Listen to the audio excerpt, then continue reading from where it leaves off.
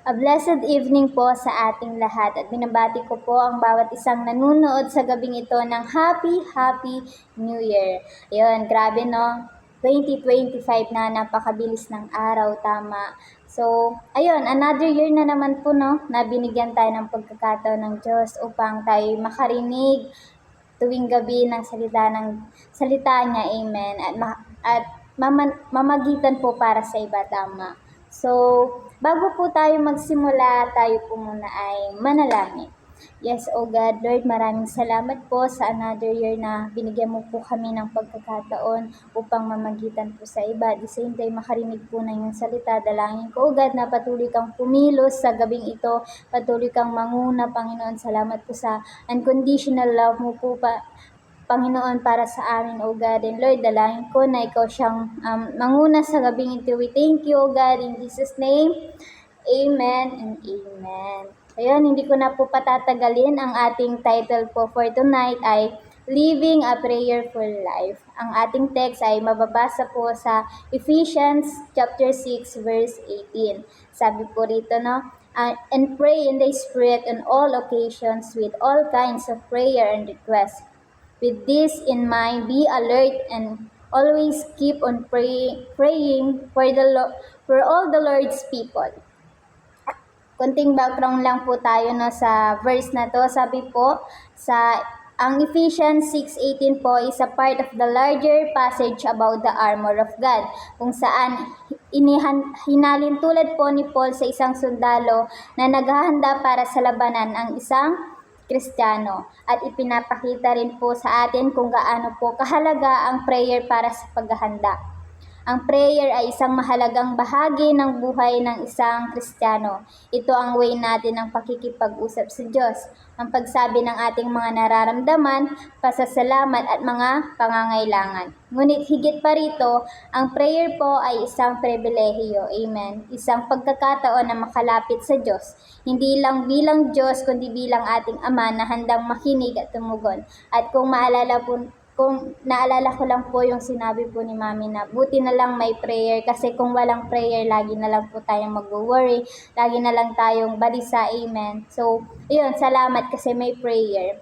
Ngunit aminin po natin na madalas tayong nahuhulog sa trap ng pagiging seasonal sa pananalangin. Nananalangin lang po tayo kapag may problema, kapag may hinahangad, or kapag may panahon lang tayo, amen. Kaya pinaalalahanan po tayo ng Ephesians 6:18 na unang point po natin ay pray in the Spirit in all occasions.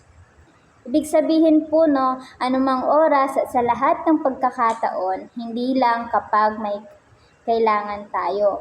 Ang prayer po ay first option, hindi po last option. Sa pananalangin, hindi lang ito dapat ginagawa kapag masaya tayo, kapag may problema kang pinagdadaanan, or kung may kailangan ka. Ang pananalangin po ay hindi limitado once a week o isang beses sa isang araw. Dapat po consistent po tayo sa ating prayer life. Hindi pwedeng on fire lang po tayo sa pananalangin kapag may matinding pinagdadaanan. Di ba nga sabi po sa verse, no, on all occasions. Pray in the Spirit. Bakit kaya natin kailangan na manalangin in the Spirit?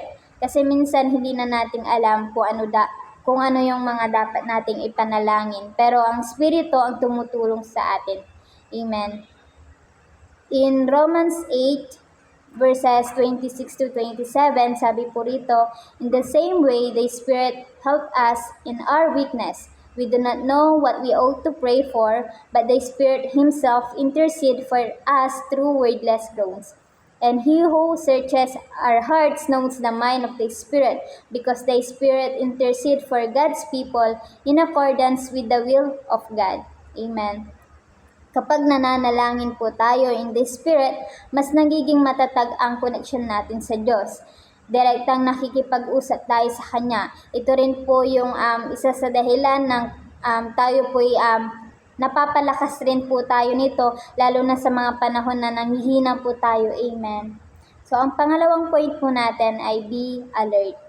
Dahil ang ating pananampalataya ay laging sinusubok ng mundo at ng kaaway. In 1 1 Peter 5:8, sabi po rito, "Be alert and sober of mind. Your enemy, the devil, prowls around like a rolling lion looking for someone to devour." Kaya huwag po tayong tutulog-tulog sa pananampalataya, baka mahulog ka sa patibong ni Taning. Bilang mga soldier po ni Kristo, no, dapat lagi po tayong gising at handa. Alam natin na matalino si Taning, pero alam din natin na hindi siya mananalo. Lagi po tayong maging mapagbantay dahil ang kaawa ay palaging naghahanap ng pagkakataon para ikaw ay talunin. Lagi rin pong sinasabi sa atin, no, na huwag natin bigyan ng pagkakataon, no, kahit maliit na butas si Satan para makapasok sa puso or sa isip natin. So last point po natin, keep on praying. Sabi po sa 1 Thessalonians 5:17, pray continually. Maging tulad po tayo ng isang bata, no, na hindi titigil hanggat hindi nakukuha yung gusto. Kapag nananalangin ka, huwag kang susuko, hindi porket hindi mo nakuha yung or hindi mo nakita yung outcome na gusto mo, istitigil ka na. Amen. Kasi nga, di ba, may tatlong kasagutan ang Panginoon sa ating panalangin. Una is yes, pangalawa no, and pangatlo is wait. Baka naman kasi may tinuturo si Lord sa iyo. Imbis na magalit ka sa Diyos, tanungin mo na lang na, Lord, ano yung gusto mong ituro sa akin sa bagay na to? Amen. Dapat maging habit na po natin ang pananalangin dahil ito po ang ating backbone. Sabi nga, di ba, prayer is our oxygen. Kapag hindi ka nananalangin, manghihina ka. Amen. Manlulupaypay ka at idagdag ko na rin po, no, na sabi sa atin na kapag hindi ka na daw po nananalangin ay ibig sabihin lang nun is mayabang ka na kasi feeling mo nga kaya mo nang mag-isa kahit na wala si Lord. Amen. So as a conclusion po, in Matthew 26:41, sabi po rito, watch and pray that you may not enter into the temptation. The spirit indeed is willing, but the flesh is weak. Huwag kang papatalo sa flesh mo, manalangin ka. Sabi nga po, ang prayerful Christian ay victorious sa kanilang laban, effective sa kanilang gawain, influential sa kanilang testimony, truthful sa kanilang pamumuhay, at joyful sa kanilang pananampalataya. Kaya huwag kang titigil, huwag kang panghihinaan ng loob. Prayerful Christian ka, kaya panalo ka. Kaya ayun po, patuloy po tayong manalangin at huwag po tayong mapagod. Ayun lamang po, to God be all the highest glory.